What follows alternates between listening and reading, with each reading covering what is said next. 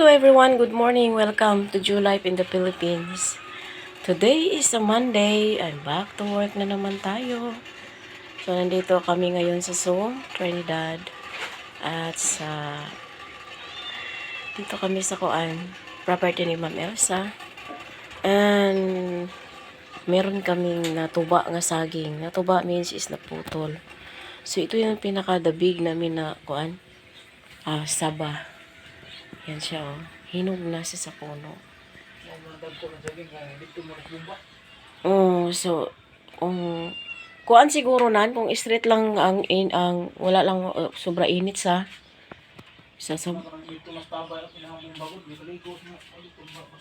Oh. So meron kasi pag na ito siyang nakuan sa natulong siya sa sobrang tubig. So ngayon, ang ganda talaga niya. Good morning, Ma'am Elsa. Ito, Ma'am, saging mo. Ayan. Ikot-ikutan natin to. So, parang siya, puti-puti. Hugasan pa ni siya pang. Kaya ni siya, kay mura ni siya. Saan murag kuan. Dugos. So, nahinog siya sa puno. Ayan. Ayan, ganyan sa kalaki. Pila to kapilingnan po. Ipa daw pang palihog. 1. So, yan, pagpunta sa baba. Okay. 10. Ang dami. So, sakto din na may nahinog dahil meron kaming snack ngayon. Kasi may magtatrabaho today. Maghukay kami sa balon. Magdagdag. So, ito siya, masarap to siya may gagawin ako dyan mamaya. So, ito naman si Bansot. Ito si Bansot. Ito siya, malaki sana din ito sila. Nagulang lang dahil sobrang init. Kaya wala siya tubo. Then, ito naman. So, yan siya.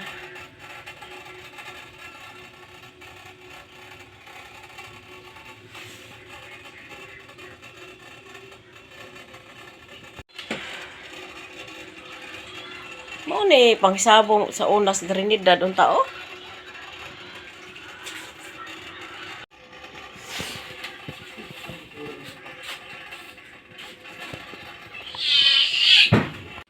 Ayo ngayon magtrabaho. Waiting na lang ako sa mga trabaho today.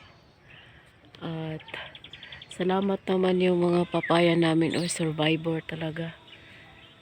Ano siya? Meron din dito sa gilid ng bahay.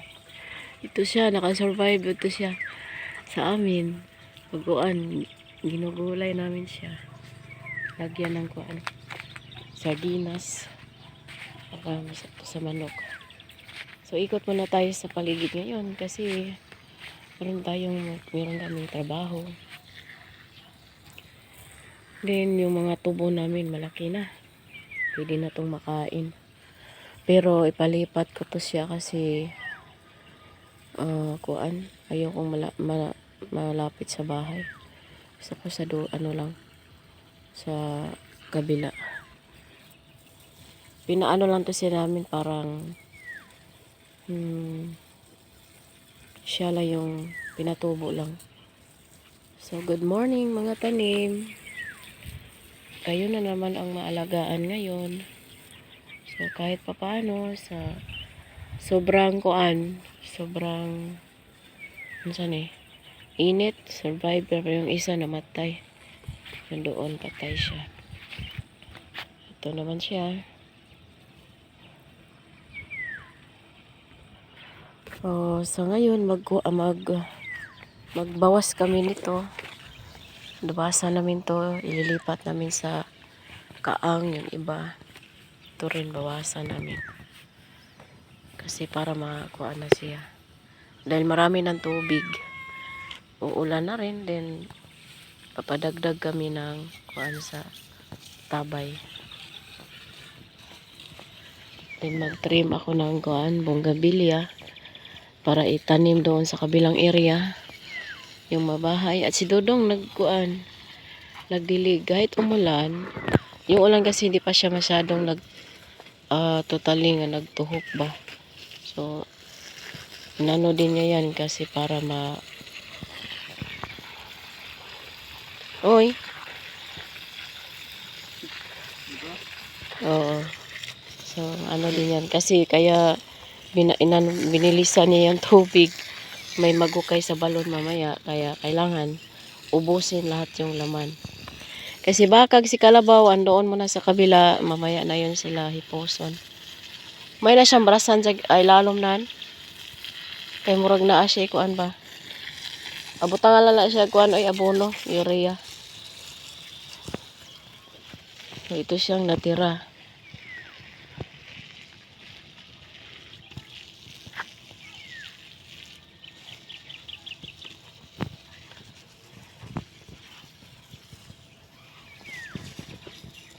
So, ito ayusin to. Ilipat ko to siya sa kuan. Maglipat ako nito. Kung ano lang mga tanim dito pag kuan lang. Pag season nila, dami nilang bulaklak. Pero pag kuan, ito bawasan ko na to ngayon. Kasi maglagay kami sa kabila ng bahay. Doon din sa kabila ng kuan ni Ma'am Elsa. Then dito naman, ganun din. Yung magtanim din kaming malunggay sa gitna ng dragon fruit sa kabila. So maraming gagawin. Ito siya ni dako na gid ni. Nakakita ba ya kuan ni nandito sa kuan o? Meron ako nakita dito, di ko alam kung ligaw, siguro ligaw 'yon. Or siguro ito ligaw lang din to, pero kano lang nagiging ano na siya. Kalimutan ko no pangalan nito. Malaki na siya, si Ma'am yung nagtatanim. Si Ma'am ang nagkuan diyan. So ito naman sila si white saka si orange. Nagdubli-dubli na silang color. But yung mga iba naming binili, nagbawi pa lang yan sila. Kasi ano yung sa sobrang init. Yun, yung mahogany. Malaki na yung mga mahogany dito, yung mga kahoy doon. Yan sila. Tapos silagyan na rin namin ng kuan dito, yung coral kahit kahoy, yung barbed para sakali may mga kuan, mga kalabaw, hindi makapasok. Dahil minsan pag may kalabaw, naghabulan dito, na sisira yung mga tanim. Saka ito naman, pinabuhay ko to siya muna dahil may gagawin ako dito. Eh diyan ka muna, simula yung kuan. Wala pang ulan. So ito siya, ngayon lang siya namuningning sa kuan, malaklak hanggang pataas. So kailangan, ang kagandahan lang kasi sa bonggabilya, ano siya, kung marunong ka lang talaga mag-alaga nito, matyaga, pwede marami kang magagawa nito. Ako gusto ko yung bonggabilya dahil simulang nakapag-alaga ako nito, simulang gusto rin ni Mami yung bonggabilya. Titingnan mo lang to silang maano na ako yung nakakawala ng pagod, nakakawala ng stress. Kaya enjoy ako dito sa mga bulaklak na ito. Lalo na pag sa isang puno, ang daming color. Maamis ka talaga pag makita mo. Kaso kailangan lang siyang patyagaan talaga na maglagay. So ngayon, medyo yung damo dito, konti-konti lang ang kuan. Trim lang kasi ito siya. Meron naman tong kuan, lawn mower. So ito naman ang tawag naman nito Ano gun? Nan unsa ko to'y tawag aninan kini? Okay. Si talisay. So iba si African talisay, At iba din yun si talisay. Kaya dati kasi nagkamali ako, sabi ni ma'am, tanim kami ng talisay. Tinanim ko yan, hindi pala ito ang talisay. Iba pala yung talisay at si African. Kasi talisay, makikita mo lang ito siya sa gilid-gilid sa mga kuan. Pero si African, binibili mo siya sa kuan talaga. Kaya andoon si African, iniingatan. Si mahal yun. Pasyal-pasyal muna tayo. Si Latundan, namunga na naman si Latundan. Bali sa ngayon, maraming kuan. Nagbungahan na naman yung mga saging. Kaya dito, pag may kuan, di naman nagugutom dahil pag may saging, may latundan, pwede rin magbinta kung gustuhin. Kaso pag binta mo, mura pa sa ngayon kasi maraming nagdili kuan. Yung ginawa namin, nagkuan ako. Ano na lang, snacks na lang dito sa mga magtrabaho. Yan, ang ganda oh. So dito din siya. Ito din siyang tong red. Gusto ko itong ganitong bougainvillea dahil kuan. Mabilis siyang tumubo at magandang bulaklak, napaka-attract. Tapos hindi siya masilan. Mayroon kasing mga imported, sila matagal ang paghihintay. Ito siya white. Ito naman si white, tukuran lang to siya. Para pag malaki na. Ha? Oo, kasi ano na siya eh. Hindi, okay ra. Sabi ni Perez, doon daw sa kabilang rice field. Hindi, okay lang kasi dadami din to. Morsa, daghan ba? Sabi ni Perez, dapat yung nasa rice field. O sa kabila doon. Mukuan na to sila. Dapat dito daw namin tinanim. Init kasi yung tanim namin. Kaya doon namin ilagay. Pero ang daming bulaklak. Kamuting kahoy ko, survivor din ito siya sa init. Pero din akong dito. Nilagay ako ng ubi. Teka, may ubi ako. Nilagay akong ubi. Hindi ko na alam saan banda yun. Nan, asa ditong ubi? Nan. So ito siya, gawin ko to siyang binhi. Pag kukunin ko to, kailangan lutuin. Magsuman ba or ako lang niyan, kuha. Then pagkatapos itanim. May area kami nga banda, saan bandang kamuting kahoy. Ito konti lang kasi ito. Merong kamuting kahoy, merong saba, merong kardaba, at merong kaming kamote. Ito may unod na to. May laman na ito kasi may biyak na siya ba. So ito si miracle fruit tree. Yan, ito yung miracle fruit tree ni Mama, malaki na. Pa nga siguro 1 year na ito, mahigit. So akala ko namamatay siya kasi sa sobrang init. Yan halos malaglag na yung mga bagon niyang kuan. Pero bumalik din. Yan So yan, magdadami na yung niyan dahon, mamunga na yan. Kuan. So meron kaming nilagay din dito na bougainvillea. Kaya buhay siya. So ito naman si limon. Si limon, survive din si limon. Kaso nakuha niya iyang kuanan Pwede na kuhaon na rin nato be. Ang limon grabe din to siya. So na to siya, sobrang masunog lang to. Masunog sa araw. Merong latundan, merong lakatan. Sari-sari yung aming dasaging dito. Yan oh. Tapos maglipat kami ng kuan. So yan siya. Isa, dalawa. Tatlo pala.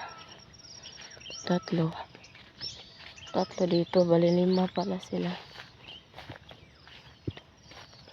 Ayan. So dito banda, mga gilid nito, nilagyan namin ng mahogany at yung germelina para may shade ba, yung may landong. Tapos ito, bawasan namin to. Then meron ding malunggay, paputol ko yan mamaya. Oha, may bunga na rin dito. Yung saging, pag tinanim mo, pagkatapos mong tanim, iwanan mo lang. Hindi mo lang isipin. Kasi para mabilis magbunga. Ayan, magbalik ang mayroon na siya. Oh. Medyo bata pa. Ayan, nakapalibot ng kuan. So po, pwede rin kami magputol ng kuan dito. Iilala ng germelina para ilagay sa coral. Then meron ding kawayan dyan. Tinikman namin yung dabong dito. Iba yung dabong. Kasi Muslim. Bata pa kasi ito. Hindi ganong matanda. Iba kasi yung dabong doon sa amin. Dabong sa amin sa Bisaya. Then, ito naman, pinagpala. Pinagpala na maraming bunga ang langka. 1, 2, 3, 4, 5, 6, 7, 8, 9, 10. Dili pa. Mga 13 peraso. Dami oh. Kahit ganito lang to siya ang langka na ito. Dami na namin nakain ito. Yan. So, blessing. Tingnan ko yung lugar na dapat magamit pa kasi para magtag-ulan, ma-ready din to. So, yung babuhaya dito, kailangan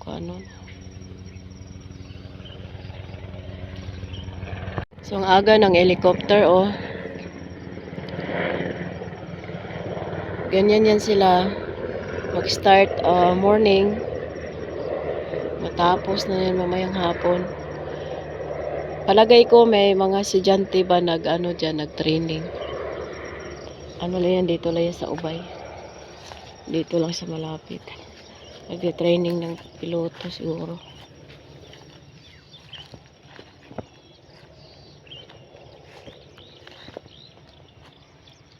So mamaya na ako magkalot ng kamote kasi meron naman kaming pang snacks na kuan.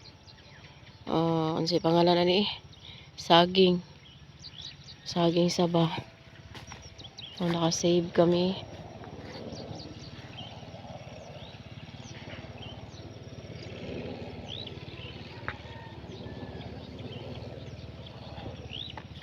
Yan. Saka na ako magkuha. Kasi maganda magputo si Ate Miyang. Mama na ko sa Toledo. So saka na. Pasyalan ko muna yung mga ibang tanim.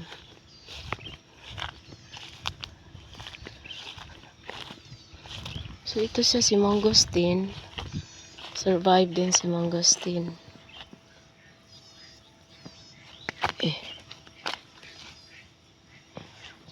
Medyo laya lang. So, si dragon fruit.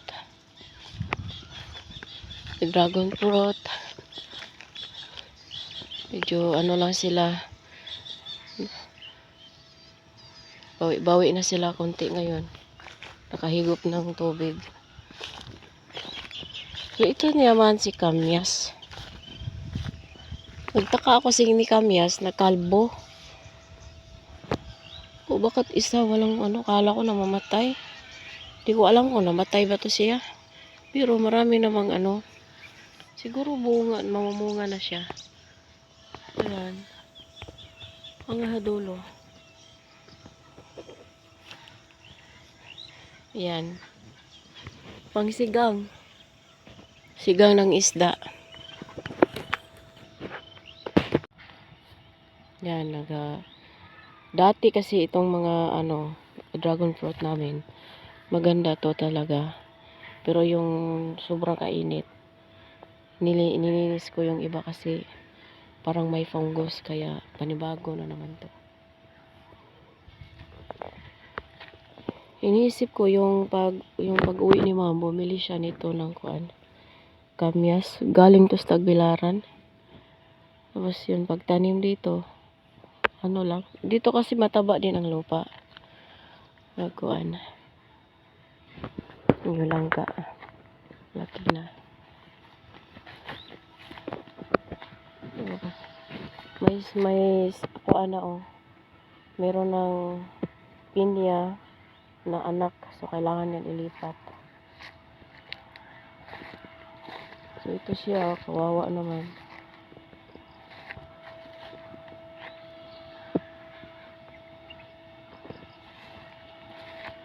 Yan, buti na lang may salingsing na. May salingsing na. Para may may ililipat na.